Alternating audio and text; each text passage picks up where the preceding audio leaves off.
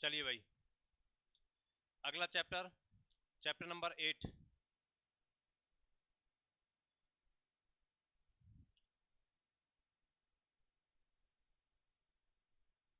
Chapter number 8, विद्युत चुम्बकीय तरंगे। विद्युत चुम्बकीय तरंगे, विद्युत चुम्बकीय तरंगे, EM waves, EM waves, electromagnetic waves, EM waves, electromagnetic waves, विद्युत चुम्बकीय तरंगे, इलेक्ट्रोमैग्नेटिक वेव्स, ईएम तरंगे। इसमें देखो दो ही टॉपिक हमारे पास हैं। एक तो हमारे पास है विस्थापन धारा, और एक है विद्युत चुम्बकीय स्पेक्ट्रम, और एक है एम्पियर, या हम ये कहते हैं कि मैक्सवेल जो है उस मैक्सवेल के समीकरण। तीन टॉपिक हम इसमें मान सकते हैं। तो सबसे पहला टॉपिक हमारे पास है डिस्प्लेसमेंट करंट। डिस्प्लेसमेंट करंट, सबसे पहला जो टॉपिक है वो डिस्प्लेसमेंट करंट, विस्थापन धारा, विस्थापन धारा, डिस्प्लेसमेंट करंट, विस्थापन धारा। देखो, नॉर्मल एक कन्वेंशनल करंट होती है, परंपरागत धारा होती है, और विस्थापन धारा, इनमें क्या अंतर है उसको समझें। जैसे मान के चलो हमारे पास पैरेलल प्लेट कैपेसिटर है, और ये हमारे पास एक प्लेट को हमने बैटरी से जोड़ दिया और इस प्लेट को हमने इससे जोड़ दिया, और यहाँ पर हमने एमीटर लगाया। तो हम देखते हैं कि एमीटर में हमारे पास क्या आती है, रीडिंग आती है। इस सर्म करंट को बोलते हैं कन्वेंशनल करंट। क्या बोलते हैं? कन्वेंशनल करंट, परंपरागत धारा जो नॉर्मल होती है। और हम ये भी जानते हैं कि अगर सर्किट पूरा ना हो तो धारा प्रवाहित नहीं होगी। अगर सर्किट पूरा ना हो तो धारा प्रवाहित नहीं होगी। ये सर्किट बीच में से ब्रेक है, ये एक प्लेट है, दूसरी प्लेट है, इसके बीच में तो कुछ है नहीं ना, इस प्लेट में बीच में कुछ नहीं है ना, तो ये धारा यहां से गुजरनी ही नहीं चाहिए थी। ये धारा यहां से गुजरनी नहीं चाहिए भाई। धारा तो तब गुजरेगी जब बंद पथ होगा। ये बंद पथ थोड़ी है, ये तो प्लेट है, और ये दोनों प्लेट आपस में जुड़ी नहीं है, ये प्लेट अलग अलग है। तो ये यहाँ पर धारा टूट जानी चाहिए थी, लेकिन हम देखते हैं कि यहाँ पर तो धारा आती है। तो ये यहाँ पर जो खाली स्पेस में जो धारा जाती है वो यहाँ से यहाँ विस्थापित होकर जाती है। यही धारा यहाँ से यहाँ विस्थापित होकर जाती है। इसी धारा को हम क्या बोलते हैं? विस्थापन धारा बोलते हैं, डिस्प्लेसमेंट करंट बोलते हैं। ये डिस्प्लेसमेंट करंट प्रोड्यूस कैसे होती है? यहाँ से यहाँ जो विद्युत क्षेत्र में परिवर्तन होता है उसकी वजह से विद्युत फ्लक्स में क्या होता है? परिवर्तन होता है। तो इलेक्ट्रिक फ्लक्स में चेंज होने की वजह से यहाँ पर क्या आती है? करंट उत्पन्न होती है। इस करंट को हम क्या बोलते हैं? डिस्प्लेसमेंट करंट बोलते हैं, विस्थापन धारा। और ये होती है I D is equal to epsilon naught D phi E upon D T. ये हमारे पास है। तो जितना ज्यादा हमारे पास यहाँ विद्युत फ्लक्स में चेंज होगा यहाँ से यहाँ तक जाने में, उतनी ज्यादा हमारे पास क्या होगी? करंट उत्पन्न हो जाएगी। इसको हम क्या बोलेंगे? विस्थापन धारा बोलेंगे। ठीक है। तो विस्थापन धारा कहाँ प्रवाहित होती है? संधारित्र की प्लेटों के मध्य में उत्पन्न होती है। कारण क्या है इसका? कारण क्या है? Phi E. फाई क्या है? Electric flux. क्या है? Electric flux. तो इलेक्ट्रिक फ्लक्स में चेंज होना इसका कारण है। तो किस किस के कारण होती है ये? Due to change in electric flux. Electric flux, विद्युत फ्लक्स में परिवर्तन के कारण उत्पन्न होती है डिस्प्लेसमेंट करंट। फॉर्मूला क्या होता है? I D is equal to this. ये डायग्राम से अपन इसको क्या कर सकते हैं? समझ सकते हैं। ये तो हो गए हमारे पास विस्थापन धारा, डिस्प्लेसमेंट करंट। दूसरा हमारे पास आता है मैक्सवेल्स इक्वेशंस। क्या आता है? Maxwell equation. Maxwell equations, Maxwell समीकरण, मैक्सवेल समीकरण। मैक्सवेल इक्वेशन क्या होती है? मैक्सवेल समीकरण क्या होती है? तो देखो, हमने चार नियम पढ़े। क्या पढ़े? चार नियम। पहला नियम हमने पढ़ा क्या? Del dot E is equal to rho upon epsilon naught. Del dot E rho upon epsilon naught. या फिर हम कहते हैं, ये डेल डॉट ई क्या है? गाउस का नियम है। गाउस का नियम का कौन सा रूप है ये?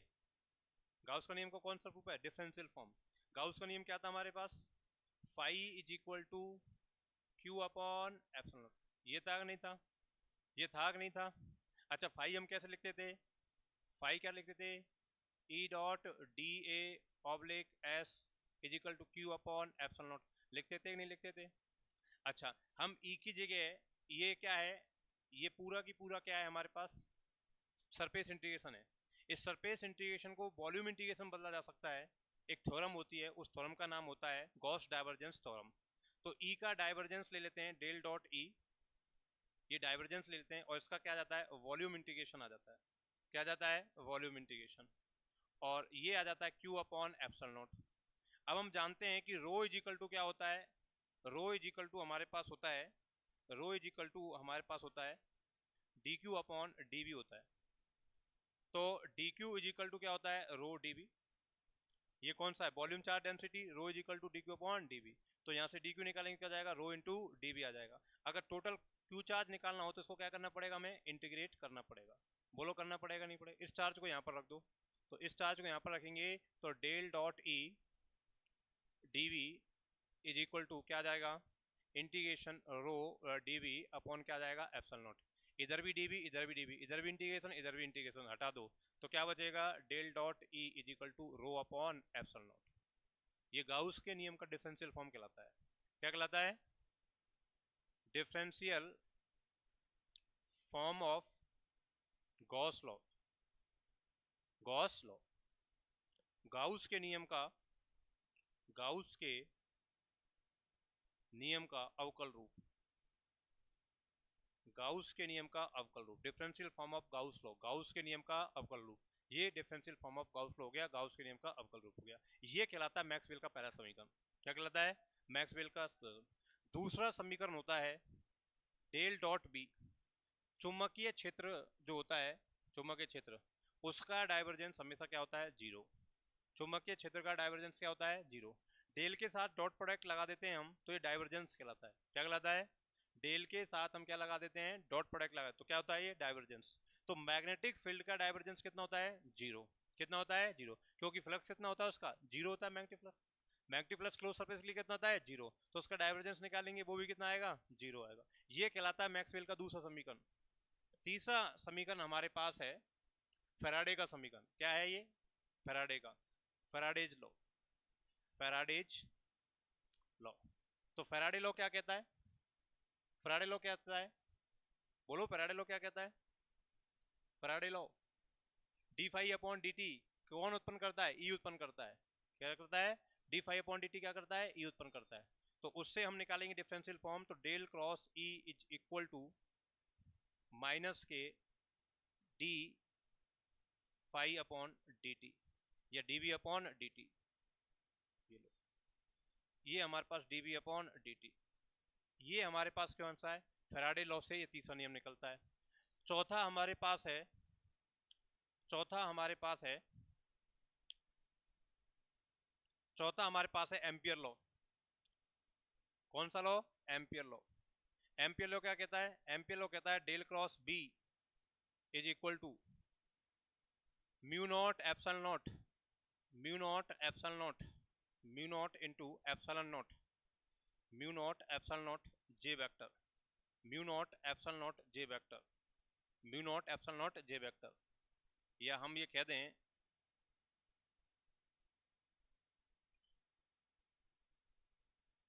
Mu naught J vector.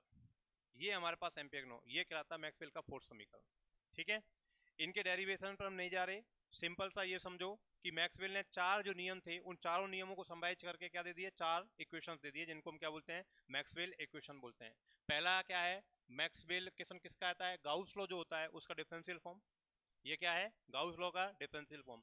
दूसरा क्या है ये गाउस लॉ किसके लिए मैग्नेटिक फील्ड के लिए, उसका भी डिफरेंशियल फॉर्म। ये तीसरा किसके लिए फैराडे के लिए, और चौथा किसके लिए एम्पियर के लिए, चौथा किसके लिए एम्पियर के लिए। तो ये चारों क्या हैं मैक्सवेल के चार समीकरण है। मैक्सवेल के क्या है चार समीकरण। फिर आता है हमारे पास ईएम वेव। क्या आता है EM wave, EM wave, EM wave का मतलब होता है विद्युत चुम्बकीय तरंग, विद्युत चुम्बकीय तरंग। ईएम वेव का मतलब होता है विद्युत चुम्बकीय तरंग। तो देखो जब भी चार्ज पार्टिकल क्या करता है एक्सिलरेट मोशन करता है, एक्सिलरेट मोशन करता है, क्या करता है एक्सिलरेट मोशन करता है। तो एक्सिलरेट मोशन करने से क्या उत्पन्न होता है बेटा ई, और क्या उत्पन्न होता है बी। इलेक्ट्रिक फील्ड और मैग्नेटिक फील्ड दोनों क्या होते हैं उत्पन्न होते हैं। इन दोनों में क्या होता है चेंज, क्या होता है चेंज। उस चेंज की वजह से क्या उत्पन्न होती है रेडिएशन, क्या उत्पन्न होती है रेडिएशन। उस रेडिएशन को हम क्या बोलते हैं ईएम वेव, क्या बोलते हैं ईएम वेव। क्या बोलते हैं, ईएम वेव।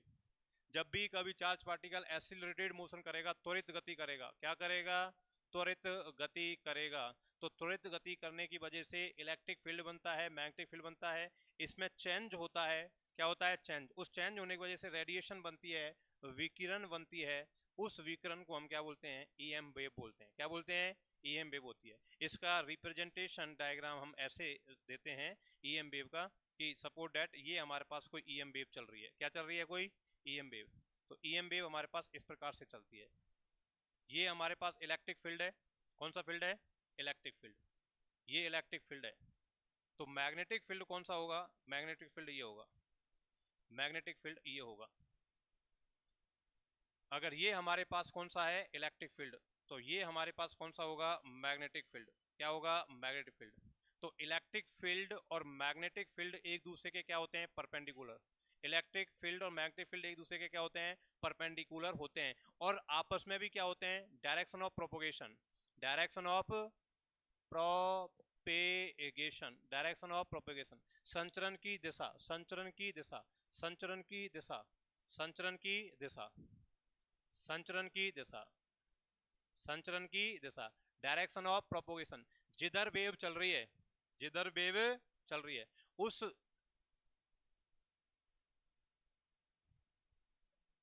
जिधर वेव चल रही है, ये क्या है, डायरेक्शन ऑफ प्रोपोगेशन, ये क्या है, direction of propagation.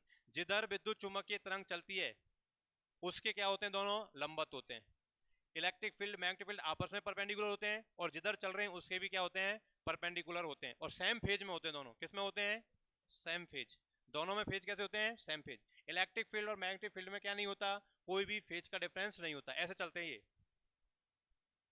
Same phase में। दूर आएंगे तो एक साथ, पास आएंगे तो एक साथ, दूर आएंगे तो एक साथ, पास आएंगे तो एक साथ। जैसे सांप नहीं चलता है सेम फेज में, क्या चलता है, सेम फेज में, तो ये भी क्या चलते हैं, सेम फेज में चलते हैं। तो क्या चलते हैं, ये सेम फेज में चलते हैं, क्या चलते हैं, ये सेम फेज में चलते हैं, सेम फेज में चलते हैं, समान कला में चलते हैं। किस में चलते हैं, समान कला में चलते हैं। इनका जो वेग है, इनका जो वेग है वो वेग होता है म्यू नॉट एप्सिलॉन नॉट का अंडर रूट। क्या होता है, म्यू नॉट एप्सिलॉन नॉट का अंडर रूट। वैक्यूम में क्या होता है, B बराबर C, ये क्या होता है, mu naught epsilon not. Vacuum के लिए है ये, किसके लिए है, वैक्यूम के लिए, निर्वात के लिए। ये निर्वात के लिए क्या होता है, वेग होता है। अगर माध्यम हो, तो माध्यम के हो, तो माध्यम में क्या आता है हमारे पास, माध्यम में एप्सिलॉन नॉट म्यू नॉट आता है। क्या आता है, एप्सिलॉन, माध्यम में एप्सिलॉन और म्यू आता है। तो 1/√, 1/√, म्यू एप्सिलॉन, ये क्या होता है, विद्युत चुम्बकीय तरंग का क्या होता है, वेग। ये निर्वात की बात करें तो क्या हो जाता है, 1/√, म्यू नॉट एप्सिलॉन नॉट होता है। ये किसके लिए होता है, निर्वात के लिए वेग हो जाता है। ये ईएम वेव की क्या है, प्रॉपर्टी है, क्या है, प्रॉपर्टी, क्या है, प्रॉपर्टी। कौन कौन सी प्रॉपर्टी, कि इलेक्ट्रिक फील्ड, मैग्नेटिक फील्ड एक दूसरे के क्या होते हैं, परपेंडिकुलर, और चलने की दिशा के भी क्या होते हैं, परपेंडिकुलर होते हैं। ई और बी क्या होते हैं, सेम कलाम होते हैं, सेम क्या होते हैं, फेज में होते हैं, ठीक है। और इनका जो वेग होता है वो क्या होता है, 1/√, म्यू एप्सिलॉन होता है माध्यम में। निर्वात की बात करें तो निर्वात में 1/√, म्यू नॉट एप्सिलॉन नॉट होता है। वो किसके लिए होता है, निर्वात के लिए। और ये वैल्यू कितनी निकल के आती है, 3 × 10⁸ मीटर प्रति सेकंड निकल के आती है। ये ईएम वेव की क्या है हमारे पास, प्रॉपर्टी, ईएम वेव और प्रॉपर्टी। फिर आता है हमारे पास ईएम वेव का स्पेक्ट्रम। क्या आता है, ईएम वेव का spectrum, EM wave spectrum, EM wave spectrum. तो ईएम वेव का स्पेक्ट्रम देखो, विद्युत चुम्बकीय स्पेक्ट्रम, विद्युत चुम्बकीय स्पेक्ट्रम, विद्युत चुम्बकीय स्पेक्ट्रम। तो विद्युत चुम्बकीय स्पेक्ट्रम में क्या होती है, बहुत सारी क्या होती हैं, तरंगे होती हैं। उन तरंगों का आवृत्ति का या तरंग दैर्ध्य का, वेवलेंथ का, फ्रीक्वेंसी का घटता हुआ या बढ़ता हुआ जो क्रम होता है, उसको हम क्या बोलते हैं, स्पेक्ट्रम बोलते हैं। क्या बोलते हैं, स्पेक्ट्रम। इस स्पेक्ट्रम को याद रखने के लिए एक ट्रिक है, क्या है, एक ट्रिक। इस स्पेक्ट्रम को याद रखने के लिए क्या है, एक ट्रिक है। ट्रिक क्या है, ट्रिक क्या है,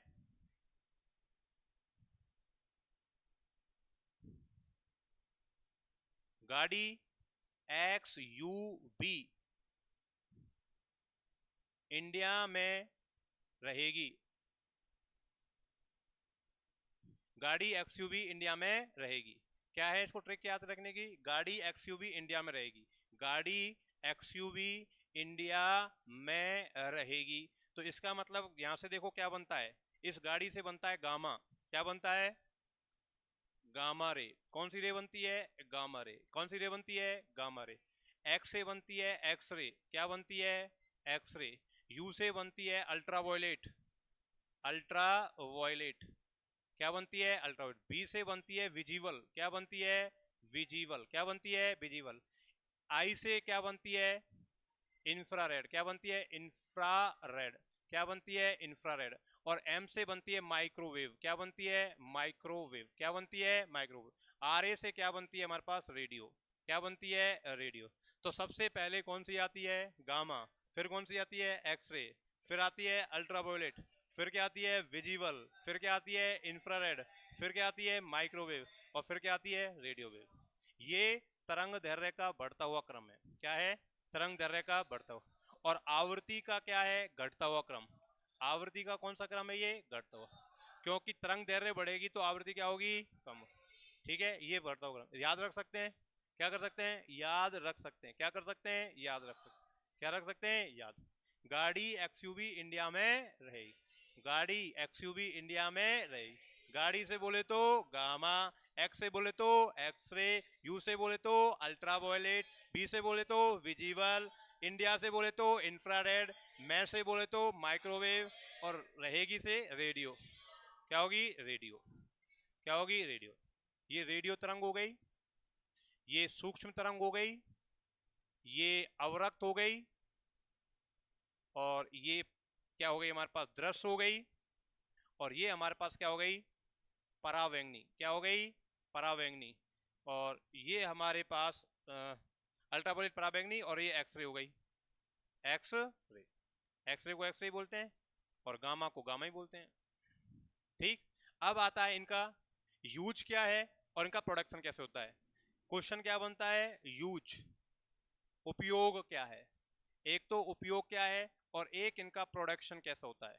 एक इनका क्या होता है, प्रोडक्शन कैसे होता है, उत्पादन कैसे होता है, क्या होता है, उत्पादन। एक इनका आवृत्ति परास कैसे याद रखते हैं, क्या रखते हैं, आवृत्ति परास, कैसे रखते हैं, आवृत्ति परास।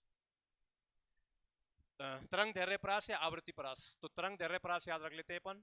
तरंग धैर्य परास, वेवलेंथ, वेवलेंथ रेंज, क्या होता है, वेवलेंथ रेंज होता है। तरंग दैर्ध्य पदार्थ, क्या होता है, तरंग दैर्ध्य पदार्थ। तरंग दैर्ध्य रेंज क्या होता है, तरंग दैर्ध्य रेंज। तो तरंग दैर्ध्य जो रेंज होता है, उस तरंग दैर्ध्य रेंज को याद करने के लिए, तरंग दैर्ध्य रेंज को याद करने के लिए एक ट्रिक है हमारे पास, वो है 4210 427। 4210 427, ये एक नंबर याद रखना है। क्या करना है, नंबर याद रखना है, नंबर याद रखना है। ये आपकी उस, ये आपके उसका नंबर है, उसको याद रखना है, उसका है, उसका, किसका, उसका नंबर है, याद रखना है। ठीक है, वेवलेंथ रेंज का, किसका है, वेवलेंथ रेंज 4210 427, 4210 400। अच्छा, अभी कौन कौन सी रेंज पढ़ी थी आपने, गामा, कौन सी पढ़ी थी, कौन सी पढ़ी थी, गामा, कौन सी पढ़ी थी, गामा, गामा पढ़ी। गामा के बाद कौन सी पढ़ी बताओ, एक्सरे, कौन सी पढ़ी, एक्सरे। एक्सरे के बाद कौन पढ़ी, अल्ट्रावायलेट। यू पढ़ी अल्ट्रावायलेट, उसके बाद क्या पढ़ी, विजिबल, उसके बाद क्या पढ़ी, इंफ्रारेड, उसके बाद क्या पढ़ी, उसके बाद माइक्रो, और फिर रेडियो, यही पढ़ी ना। अब देखो इसके गामा को कैसे लिखेंगे, 10 की घात 14 से माइनस से, इसमें 4 जोड़ दो, 10 की घात -14 से स्टार्ट करना है, इसमें 4 जोड़ दो, तो 10 की घात कितनी हो जाएगी, -10, कितनी हो जाएगी, -10। अब 10 की घात -10 से कितना जोड़ना है, 2, तो 10 की घात -8। इसमें क्या जोड़ना है, 10 की घात -8 से 10 की घात -7, और ये 10 की घात -7 से कुछ ही नहीं जोड़ना, 0 है ना, तो 10 की घात -7। फिर 10 की घात -7 से कितना जोड़ना है, 4 जोड़ना है, तो 10 की घात कितनी हो गई, -3। और फिर 10 की घात -3 से लेकर क्या जोड़ना है, क्या जोड़ना है, 2, तो कितनी हो जाएगी, 10 की घात -1। फिर 10 की घात -1 में क्या जोड़ना है, 10 की घात -1 में जो क्या जोड़ना है, 7 जोड़ना है, तो क्या हो जाए 10 की घात 6। ये सब किस में चल रही हैं? मीटर में। किस में चल रही हैं? मीटर में। किस में चल रही हैं? मीटर में। तो गामा जो रे है उसकी जो वेवलेंथ रेंज है वो क्या है?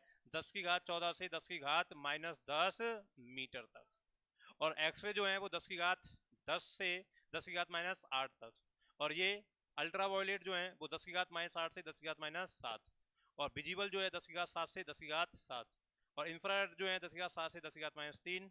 और माइक्रो है 10 की घात 3 से 10 की घात 1। और रेडियो है 10 की घात -1 से 10 की घात 6। याद रखने की ट्रिक क्या है? ये उसका नंबर है। किसका नंबर है? उसका। किसका? वेवलेंथ का याद रखने का। किसका? वेवलेंथ याद रखने का। किसका? वेवलेंथ याद रखने का। क्या नंबर है? 42 10 427। 42 10 400। बस शुरुआत कहां से करनी है? 10 की घात -14 से। कहां से करनी है? 10 की घात -14। कहां से? 4 जोड़ो, फिर अगला 2 जोड़ो, फिर 1 जोड़ो, फिर 0 जोड़ो, फिर 4 जोड़ो, फिर 2 जोड़ो और 7 जोड़ो। तो गाड़ी एक्सयूवी इंडिया में रहेगी, ये तो ऑर्डर है। रेंज क्या है? 42 10 427। ये क्या है इसका रेंज? ठीक। प्रोडक्शन किससे होता है और यूज क्या होता है वो याद कर लेना। प्रोडक्शन किससे होता है और यूज क्या होता है वो आपकी नोट्स में लिख रहा है, उससे क्या कर लेंगे आप? याद कर लेंगे। चैप्टर क्या हो गया? कंप्लीट। अरे चैप्टर क्या हो गया? चैप्टर क्या हो गया? कंप्लीटेड। बोलो। चलो अब एक एक करके इनको ढंग से उतार लो। एक एक करके क्या कर लो? ढंग से उतार लो। एक एक करके ढंग से उतार लो। सबसे पहले उतारो फटाफट से। हैं? हाँ, कार्य वर्ग तो उसमें लिख रहे हैं ना नोट्स में, उससे याद कर लेना। उसकी कोई ट्रिक नहीं है याद करने की। पर बताता हूँ, चलो बताता हूँ, अभी बताता हूँ। मैं बता देता हूँ। लिख लो इसको फटाफट से उतारो। हाँ हाँ।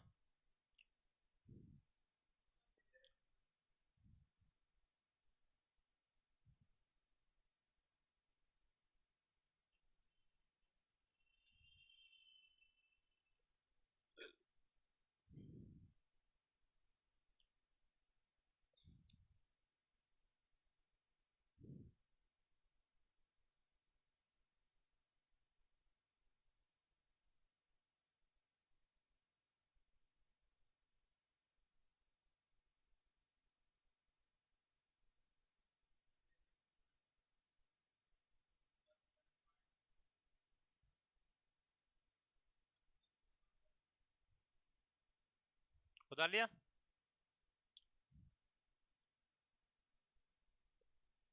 बिल्कुल शॉर्ट बताया 8वां चैप्टर। इससे शॉर्ट में कुछ नहीं हो सकता। इससे शॉर्ट कुछ नहीं हो सकता। कुछ छोड़ा नहीं, सब कुछ आ गया।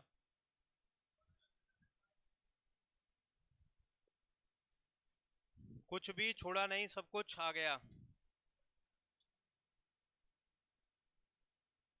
अब आपकी पहली बुक क्या हो गई? कंप्लीट हो गई। क्या हो गई पहली बुक? कंप्लीट।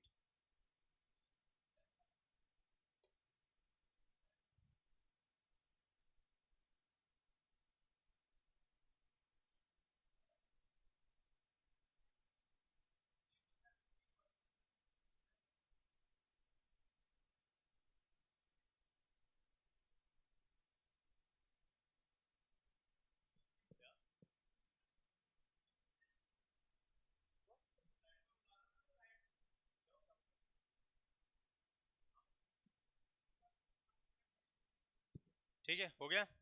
अगला देखो। अगला, ये मैक्सवेल समीकरण है। मैक्सवेल समीकरण।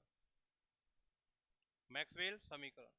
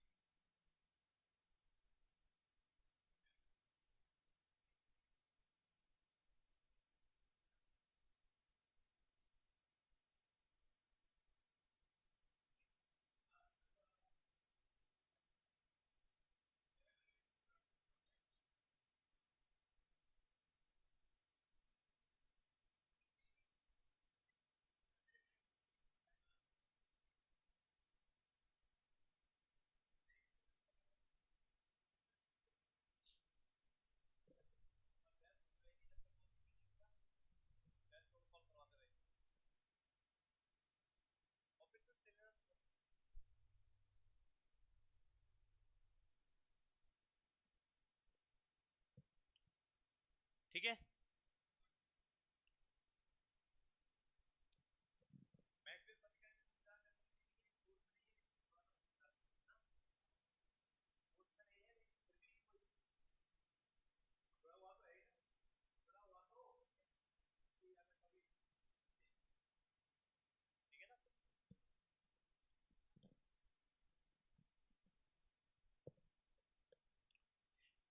ये गाउस लॉ है डिफरेंशियल फॉर्म में, ये भी गाउस लॉ है मैग्नेटिक फील्ड के लिए डिफरेंशियल फॉर्म में, ये फैराडे लॉ डिफरेंशियल फॉर्म में, और ये एम्पियर लॉ डिफरेंशियल फॉर्म में।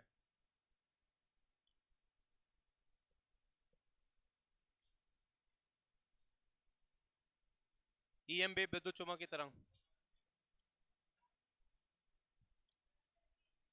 नहीं उतारा अभी तक।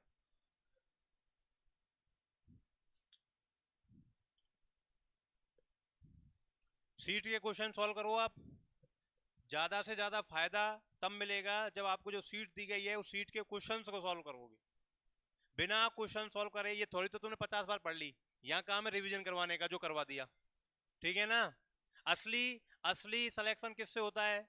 असली सिलेक्शन होता है सीट सॉल्व करने से, क्वेश्चन जितने ज्यादा निकालोगे उतने ज्यादा से, ठीक है। कंसेप्ट स्ट्रॉन्ग तभी होता है जब आप क्या करोगे, सीट निकालोगे, क्वेश्चंस निकालोगे।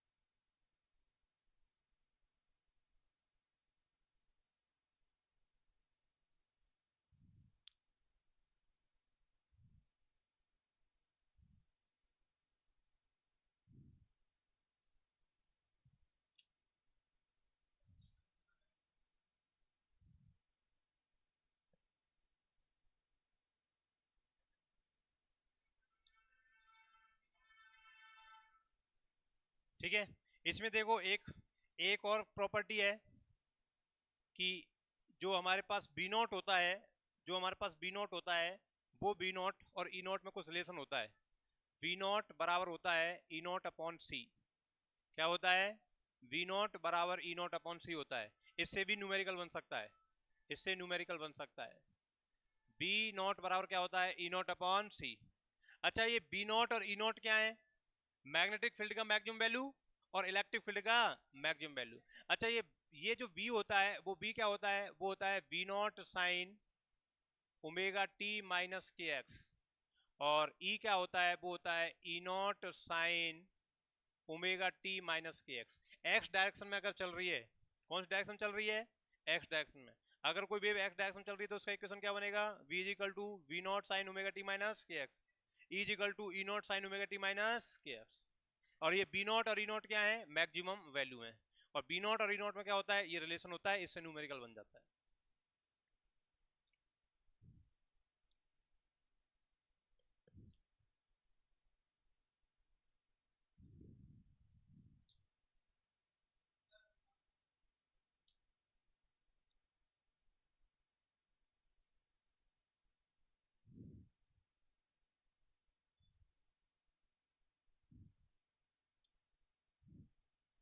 चलो, ये पूरा होता नहीं कंप्लीट। ईएम वेव स्पेक्ट्रम, विद्युत चुम्बकीय स्पेक्ट्रम, याद रखने का तरीका बता दिया।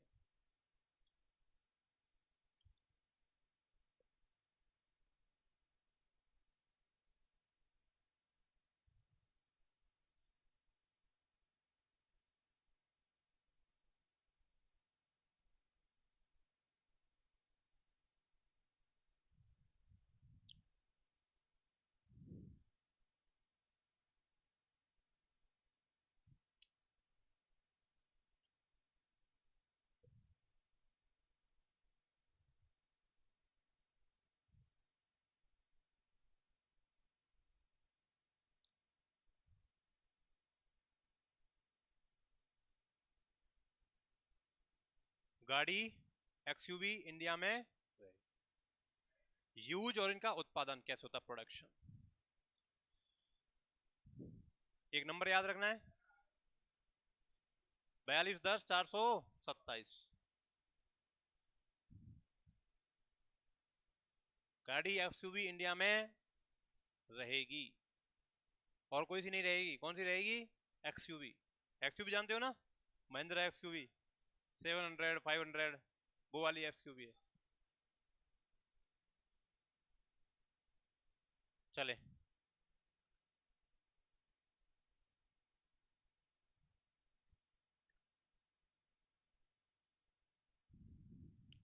चले।